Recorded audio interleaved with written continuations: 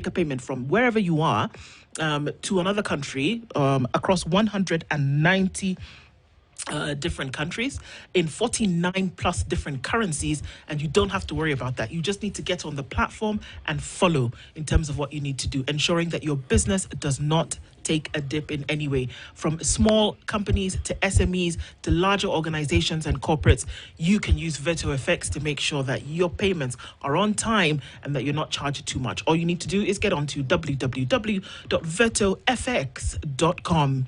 And even as we take that Delamere break, real fruit in your breakfast on the go, or looking into just after the gym like CT's been doing every day, or in traffic where Mark has to sit in traffic and wait to get from point A to point B, the real fruit in Delamere yogurt is going to be your companion, trust me. Lots of great flavors at many outlets with you today.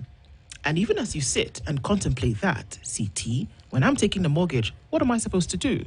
Well, you're supposed to contemplate where it is you might actually get a mortgage, so that this dream you've had and that seemed to be beyond your reach actually is within your reach.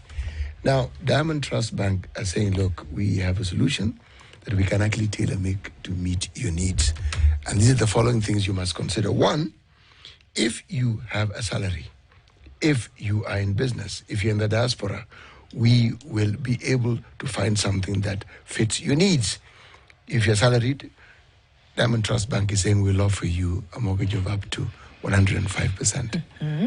All the costs and charges that go with acquiring a mortgage will be settled by this. They're also saying that 80%, that's the figure that you can count on if you are seeking a mortgage and you're in the diaspora. They're also saying we do not have any hidden charges. They're also saying we do not have penalties for people who decide to pay early.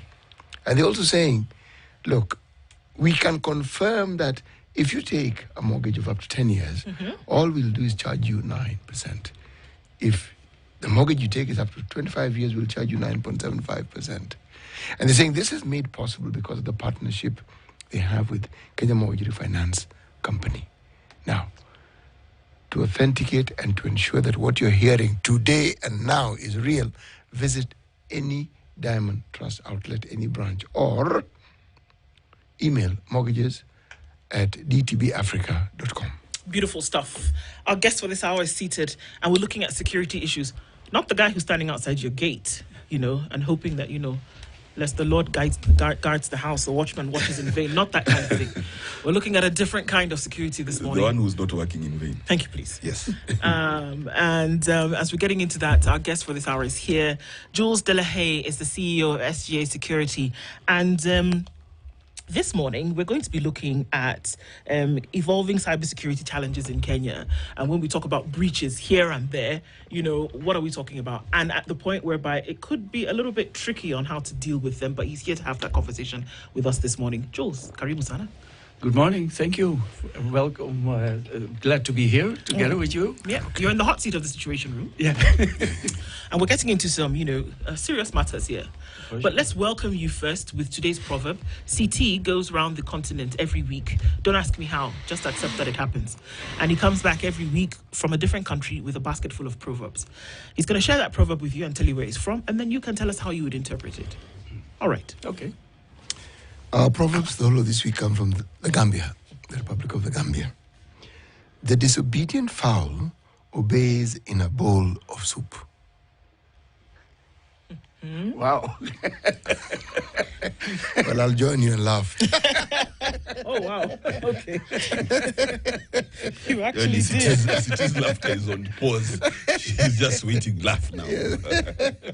Well, yes. I mean, even when I think of this proverb, I also find it makes funny. you very happy, right? Yes. Yeah. especially if you like chicken soup. Yes. Yes. The one my grandmother used to make. So how would you interpret that proverb, Jules? Sorry? How would you interpret that? Well, yeah, well, there's many things to look at it. Indeed, we all like soup, but it's a bit a weird statement. It is weird. It's quite weird. It's agricultural as well. Yes. Yeah. I'm a bit flabbergasted actually too. Actually, take a wild swing at it. The thing about the Proverbs, you can't be wrong. Yeah. Yes. It doesn't matter how you interpret it. Yeah, You cannot be wrong. No. Well, if you look at, let me do a very wild thing and look more to a security aspect. You start to wonder, what is this? Am I hearing this correctly? Yes. Or is there something completely different ongoing? And it starts to remind me of Roald Dahl, who had fantastic stories. And, is it really, are the things the way they look like, or is it something completely different? That is the beauty of a proverb, because you can attach any meaning you like to Exactly. it. Yes. Exactly. Exactly. But anyway, I like it. So, And we also thank you for avoiding answering the question. You've done that Successfully. brilliantly well. But to give you an example, my grandmother always used to pick the chicken that was pecking the others the most. That is the one that became soup. Yes. So the one that seems wayward, Yes. at some point is going to conform to the way that I want it to once I have control. And the control I have it in the soup. Tasty. So speaking Yes, about yes. control, we're getting into that conversation. Yeah. And let's start off with this. That according to reports from the Communications Authority of Kenya and cybersecurity experts, insider threats in Kenya are a significant concern, with studies indicating that over 80% of system-related fraud and theft in the country is perpetrated by employees or other insiders. It is not somebody sitting in some dark room somewhere remotely. It is within the organization, 80%. They've also gone to highlight the prevalence of the enemy within in Kenyan organizations, leading to substantial financial and reputational damages. Cybercriminals are increasingly targeting mobile devices, exploiting vulnerables in apps, unsecured networks, and phishing schemes to infiltrate organizations. But again, 80% of these are from within the organization. Now, if we look over time, security has been set up for organizations through a technology point of view to keep the organization safe from external threats, right? But with this, it seems as though the threat is not outside, but it is inside with individuals who know the system in and out. What are we looking at, Jules? Yeah, many aspects here, quite interesting. Of course, you were referring originally to, let's say, traditional physical security. Yes. It's on one hand. And what you see quite often happen, people just separate it like, we have physical security and we have cybersecurity. Quite often I hear people even referring to, but cybersecurity, that's IT. And physical security, that is, the security companies and the guiding. Yes. And of course, these things, you can't separate. Coming to the statistics, just to start, there are indeed statistics that many crimes are, particular burglary, also in cybersecurity, are indeed coming from the inside. But if you look at those statistics from the inside, it's a question, what type of cybercrime are we talking about, and how is it done? To give you an example, you mentioned the mobile phones. I have it here, and just every day I get spam and malware. Yeah. I don't know how about you, whether you even recognize it or not, but I'll give you one that just a few minutes came in. It's from a courier business. Important message. Sorry, we couldn't deliver your package. Yeah. Oh, okay. Yeah. Please push here so that you see the latest status where it is. I thought it was going to tell you that there are singles in your area near you. and that could be the case as well. But you push on it. But and why I'm referring to it Because if you say it's coming from the inside, now you're an employee. Yeah, Right. You get emails every day, and sometimes it's emails like this. And if you don't check properly what that email or message is about, you're into it already. So it's now you who have given access to your system or to the company system outside. So you might not be aware. So it's not per se that you are now have become a criminal, but they are targeting the criminals are targeting all of us. And a message like this, you think like, okay, a courier. I didn't call for a courier service, but you still feel, hey, I've missed something, so you push potentially, and it looks quite genuine. It's the logo of the company, but there's one thing that we all should look at: is the email genuine? So look at the email address, because now I push on the email address because it looks like it's from the post or whatever courier service. But if you click on it, on the address, not on the message itself, but on the address, you see suddenly, a completely weird name, something that has nothing to do with the service. Right. And sometimes these criminals are very arrogant about it. They put, for instance, Jack Frauder or something, or John Doe.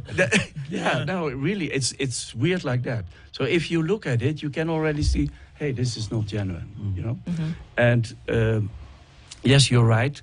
If we talk about cybersecurity, it's a very broad aspect. There is, on one hand, we are dealing with hardware, we are dealing with software, and we are dealing with the human factor.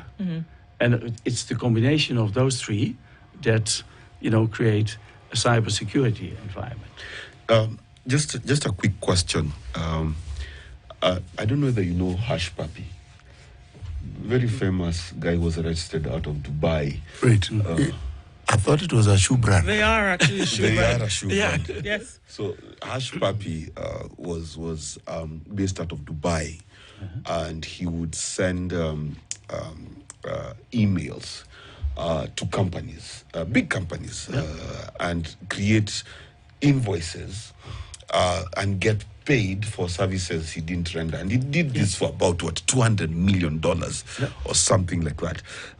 Then I'm looking at my email, because when you were talking, I was like, what do I get in my spam?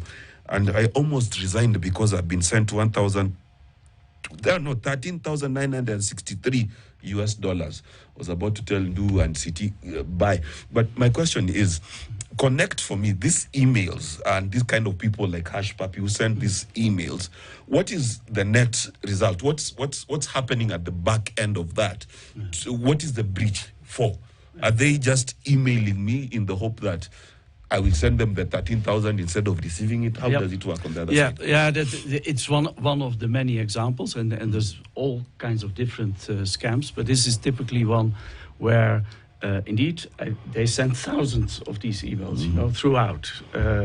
And indeed, for instance, invoices, they would target preferably finance departments of companies.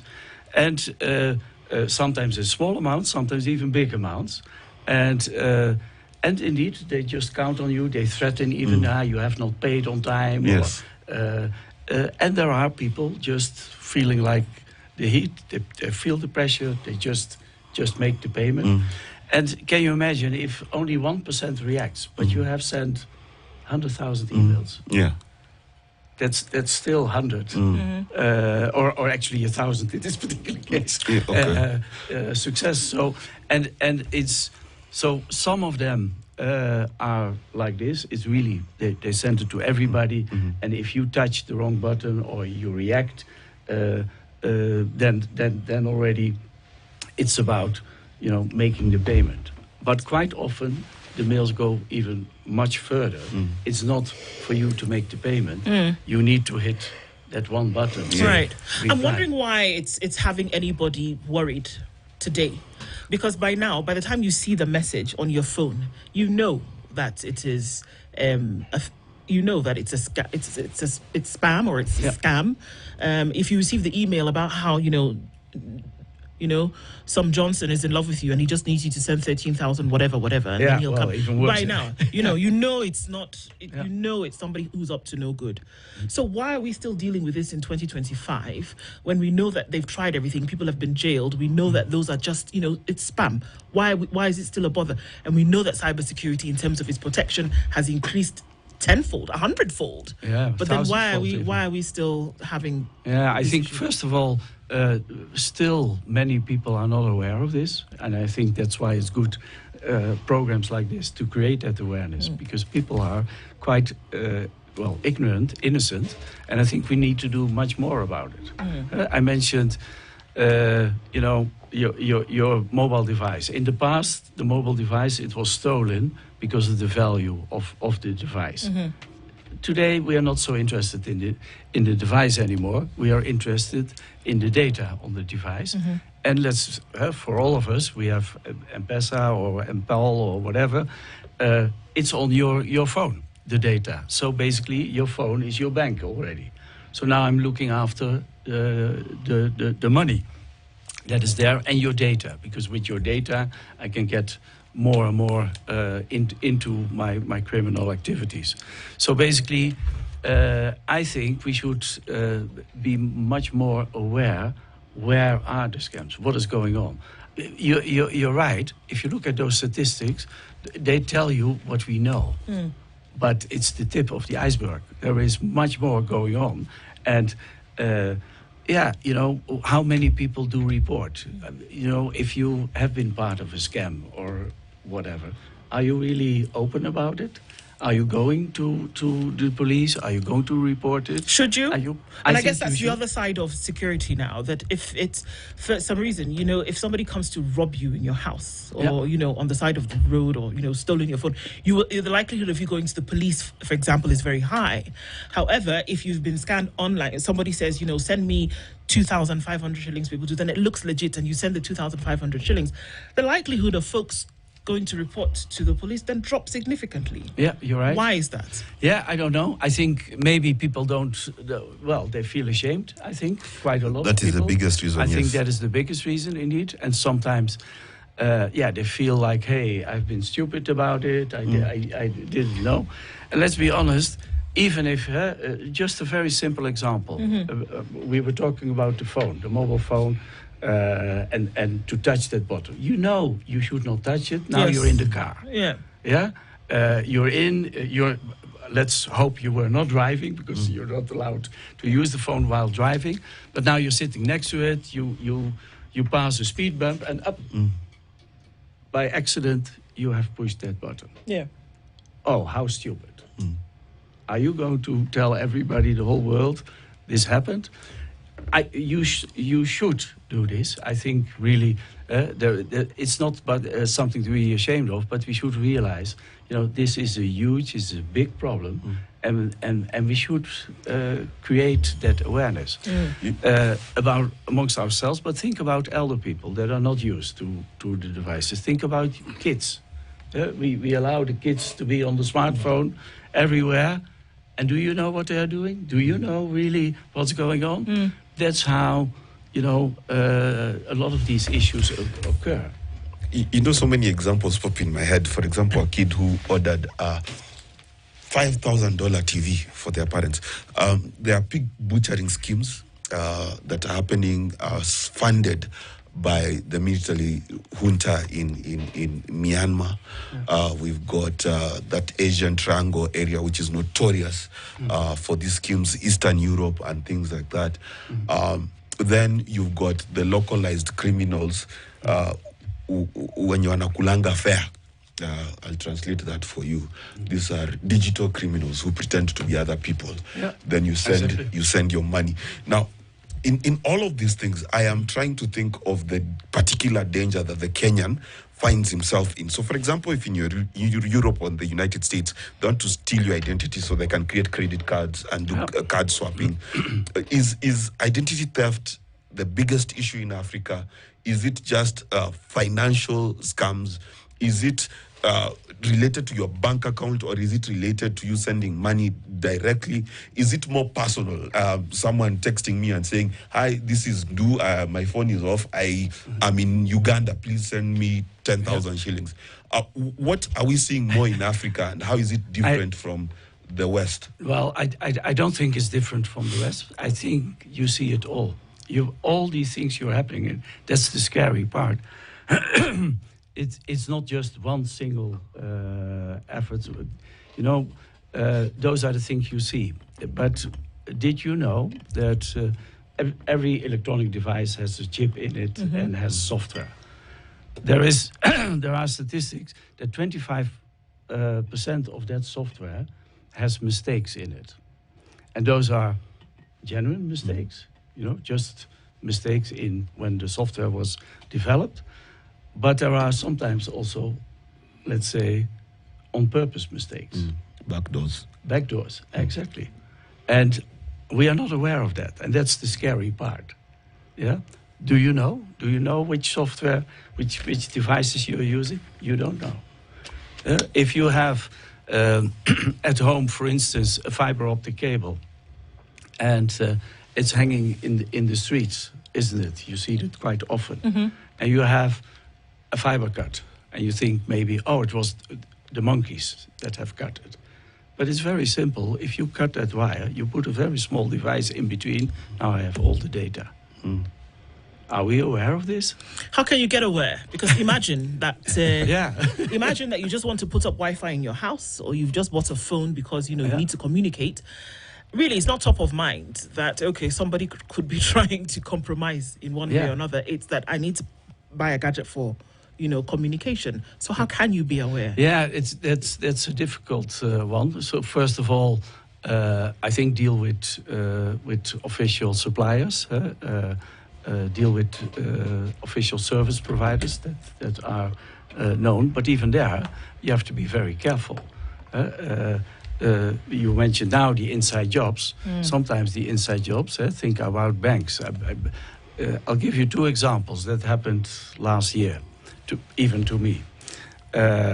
Is where someone from the bank calls me and says, I'm so-and-so from the bank. There's a problem with your system. You have to reset your passwords. And this was for the company. So you have to reset your password. Can you please give in your login details and your password? And now you start to laugh at it. Yes. Because obviously, what is your answer?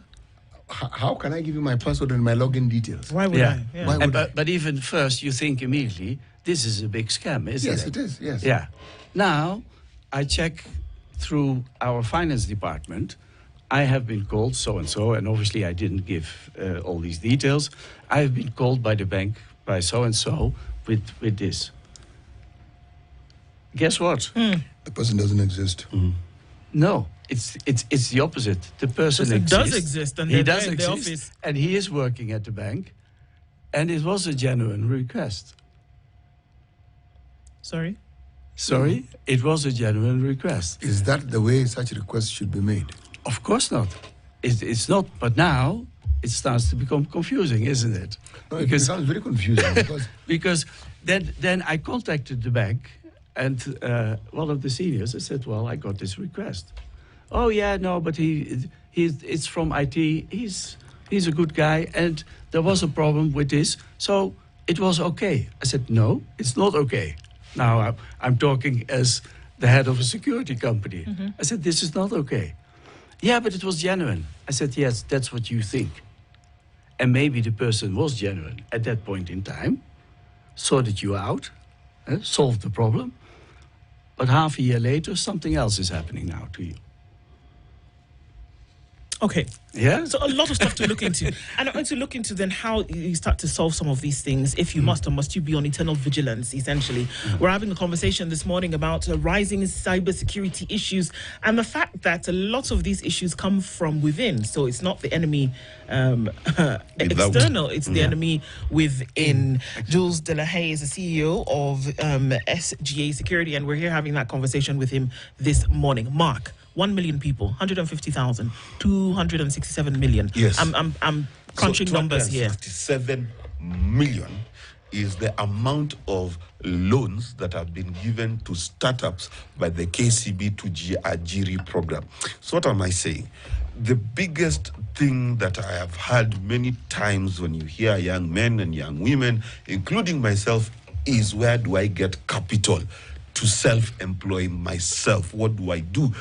Even if I want to be a consultant, I need a computer. If I get a computer, I need an antivirus because I listened to the gentleman with a J in his name. So how do I, as a person, get to succeed in business? The answer is KCB to Jiajiri program, which gives young people the opportunity not only to be trained in their vocation, but to be trained as business people, how to brand themselves. And they're basically available across the country. They try to make sure that you can be able to go to your training and still go back home. They give you full scholarship. The only thing they don't sponsor is your transport to and fro. Na transport unaweza tumia miguu. So KCB to Jiajiri become self-employed.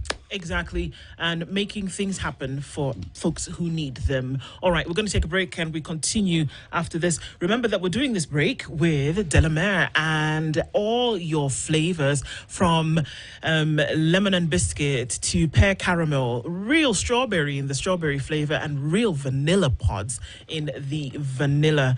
It's taking that break with Delamere, and you can get Delamere at any of your outlets around the country. It's the moments with Delamere yogurt. Will get you 6,000 shillings by the end of the year, and that's enough for you to start when you have a hospital bill. You don't want to take a loan, you don't want to disturb people, you don't want to hope that the person gets better. No, you want to have money on your platform available, and Jubilee Health Insurance says we'll take it lipa pole pole, and you can start to access your health needs immediately. 200 shillings a month, or rather a day, is enough for you to put that kind of money aside, and then you can move on towards health. 40634. Send health to that number, and somebody's going to get back to you with all the information that you need. Take that step with Jubilee Health Insurance today. Jules Delahai is our guest this hour, and we're looking at, security and saying, okay, all of this is combined. And I've seen a couple of things whereby understanding the reason behind why there would be breaches. There's somebody who's after something, information, kind of data that would help them, money, obviously. And then understanding that, does that understanding then make it easier to protect these boundaries that we speak of?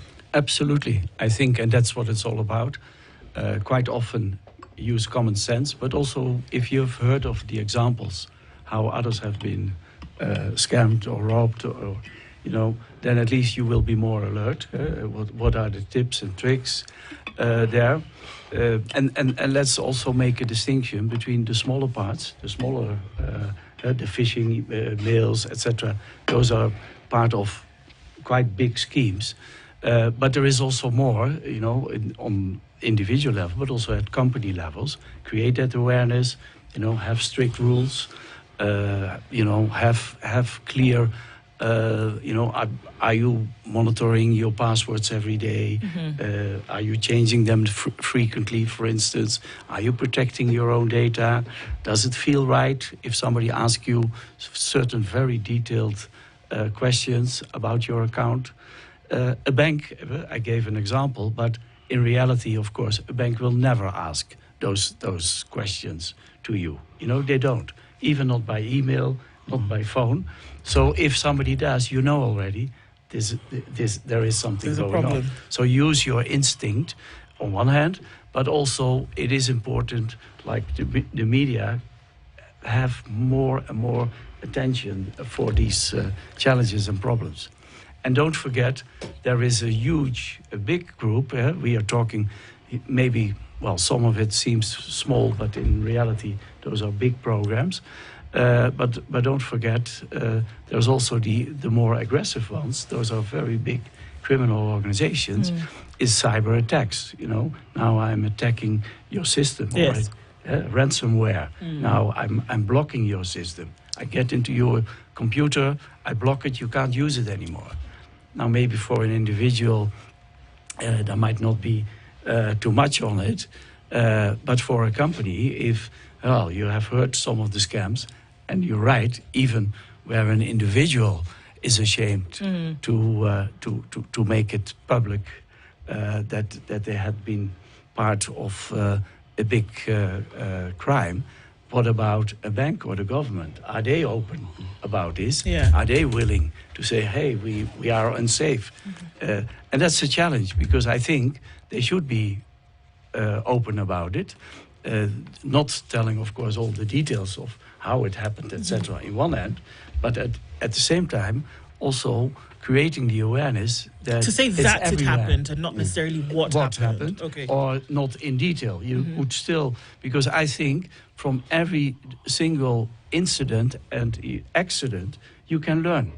And I can tell you from many insights, it's done in a very clever way. You know, it's not just, you think you're stupid, but at the end, if somebody tells you, gives you all the data that you feel they can't know it unless it's reliable.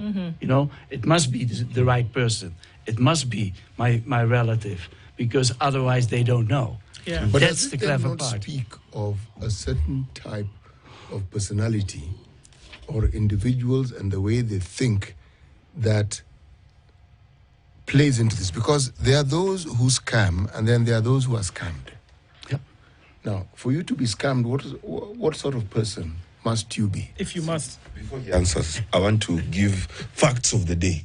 Okay? Do you know what percentage of passwords are numerically simple, like 1, 2, 3, 4? Oh, 31%. Yeah. Right? exactly. Then, fact number 2, do you know how many people whose password is the year they were born? Another 30%. Exactly. Do you know people's most popular security question? What is your mother's name? Maiden name. Yes. Maiden name. So, What is the name of your daughter or your son? yeah. So I go to Google. I Google City Muga, born 1979. No. So that's a different city with that. Okay, go on.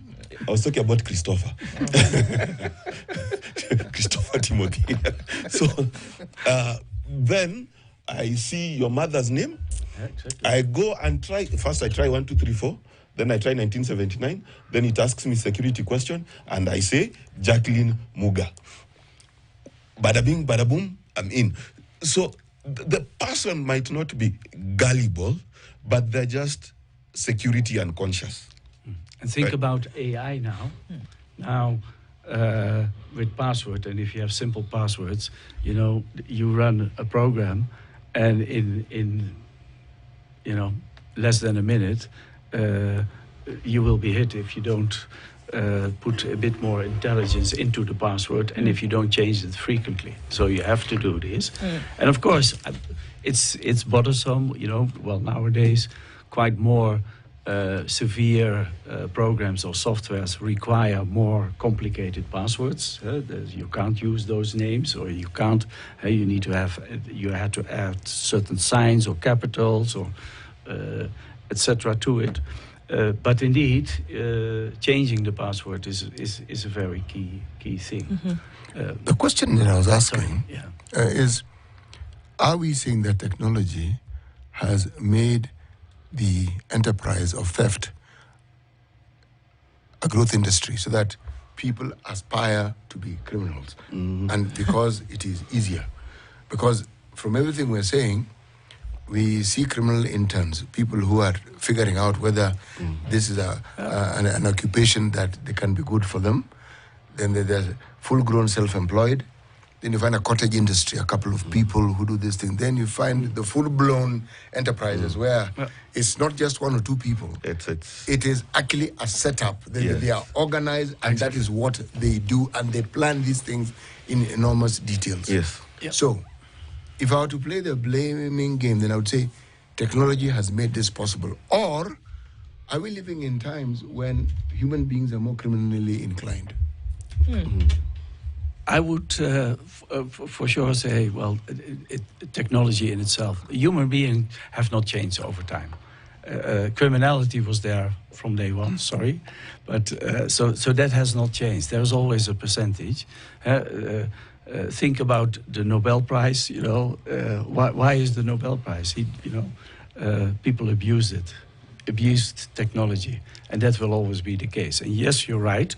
It becomes much easier. Those, the criminality, cybercrime is not, well, there are individuals, but in general, they're well-organized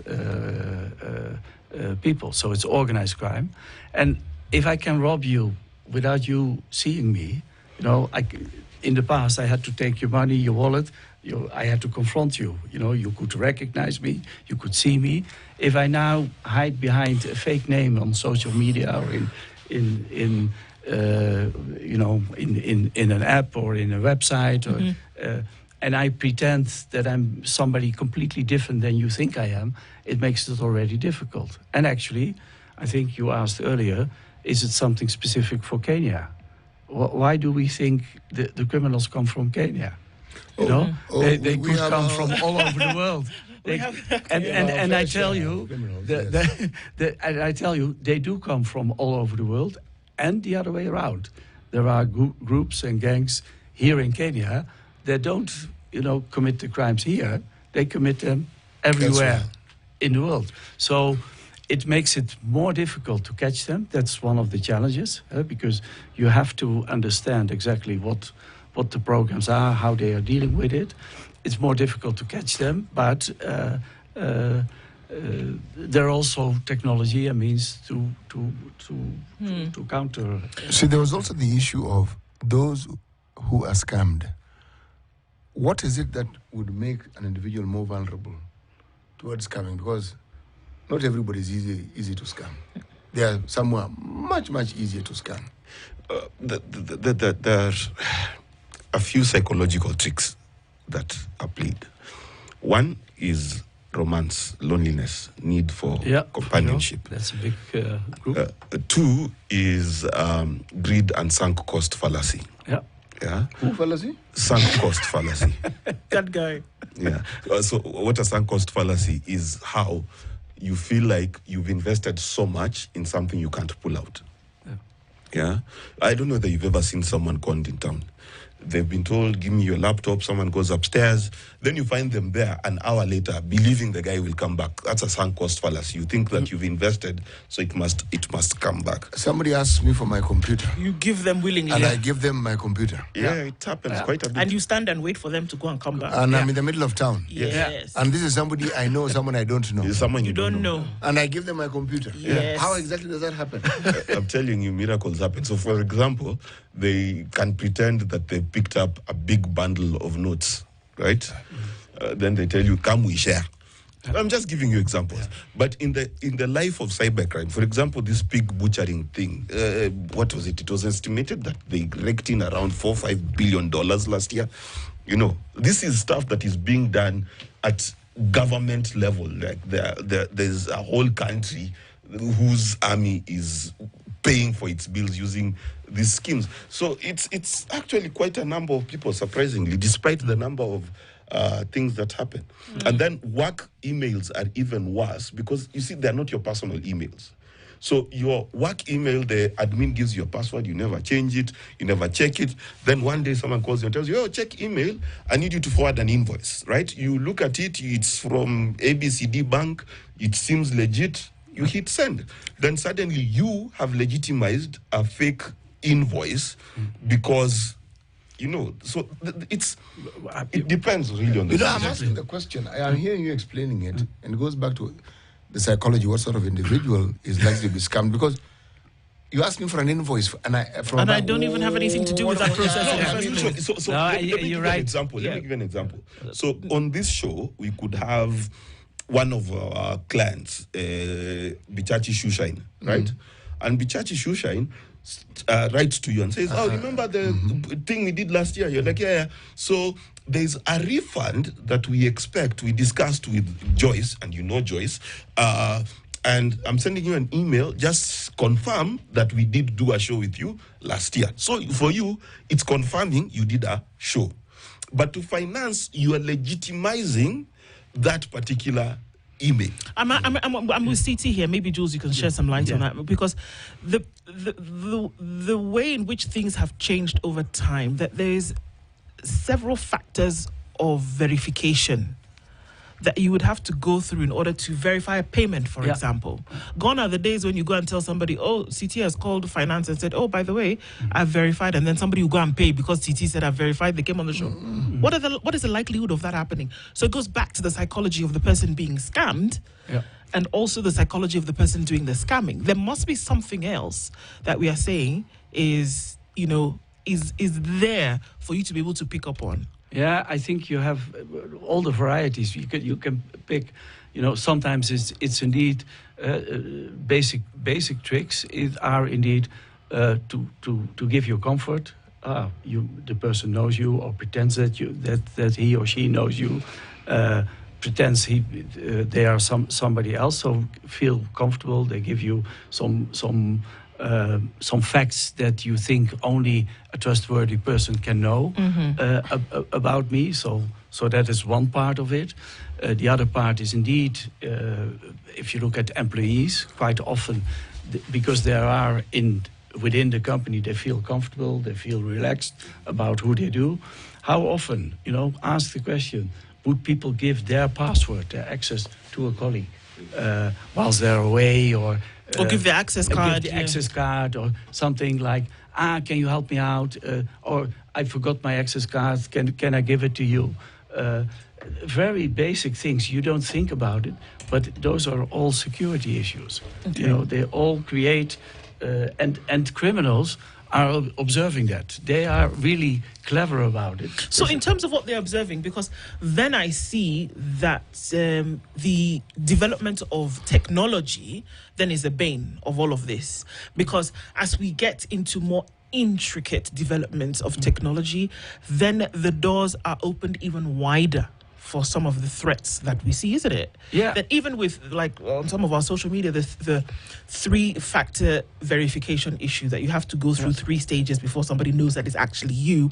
But there's somebody who is, behind the scenes tinkering about to ensure that they can crack that as well. Yeah. I mean, how many times have you said, well, I got a message from CT, and you see CT the next day and say, I didn't send you a message.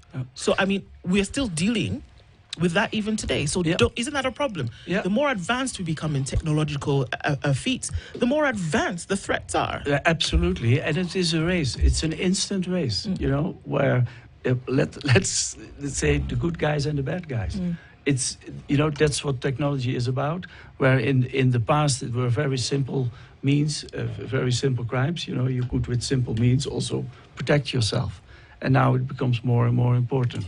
We have a saying, in our company, we do also cash in transit, and we do vaulting and whatever. And I used to give the example, if I would use the corner of the room and I would staple it with banknotes, then in the past I could argue, okay, let me put 10 or 100 guards, armed guards, in front of that, and they would protect whatever is there. Nobody would dare even to get there.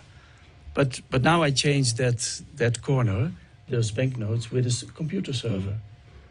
Those guards don't make sense. What can they do? They can't protect what's in there. And actually the value that is in that server might be 1 million multiple of what is there in banknotes. So even the magnitude is much bigger, and that's what technology, on one hand, AI, it's a good thing, but it also becomes a scary thing. And so we need to protect ourselves and be aware of those threats. CT, if you imagine how much bank robbers stole last year in Kenya, what amount would we say? Bank robbers. Yes. Yeah. You must understand that when you ask me about bank robbers, I think of people going to the bank. Yes, those ones. With handkerchiefs around their noses. Yes. Exactly. How much would you threatening estimate people. we lost in bank robberies last year? I don't think it was much. Yeah. Well, maximum you can ever imagine per year is maybe 20 million, if it's an extreme year. 20 million is extreme. I because- was just going to say. Yeah. Yes. Well, how would you carry that money? Now just hold on. Do you know how much was lost, according to the Communications Authority, on cybercrime in the same year? No. 10.7 billion shillings. Ah. Banks, I hear from apocryphal sources, so take this with a pinch of salt, lost 4 billion last year. Which means they lost more. Because I was just going to say, Yes. these statistics tell you maybe They give you the 10% lower or part even of it. less Yes. than 10%. Yes. given the nature of that real number. business, you cannot openly say You you have lost. to understate what it is that Exactly. you lost. Yes. So what we're talking about in cybercrime in Kenya alone is a 10 billion shilling industry. Let me ask the question. How many of these were employee-related? Oh, good So question. apparently, it's 80% of those. It's 80% But still, from within. From within. Okay. So it's the bank side is a bit different because you've got one attack from Eastern Europe and that kind of environment. Then you've got the internal employees who give access. Now, that number is slightly different because it could be 80% are done locally, but the bulk of the money is stolen elsewhere. But Can don't I- they need locals to enable them to do that? Not necessarily. Yeah. Well, both, but I'll give you an example, which happened. Let's take the example that didn't happen in Kenya, but of course can happen anywhere. Those really, the big criminal organizations, they're well organized. They're multinationals. Yes. So what they do, and there are examples there. Now you have an organization, you have your own IT department, and you are well organized, you think, and now you have a vacancy for somebody at IT, and now somebody applies to it, and you have a candidate, a very bright candidate, and they get into it. They start as a junior. Now they get a bit of access, but not to the main things. They get a bit of access.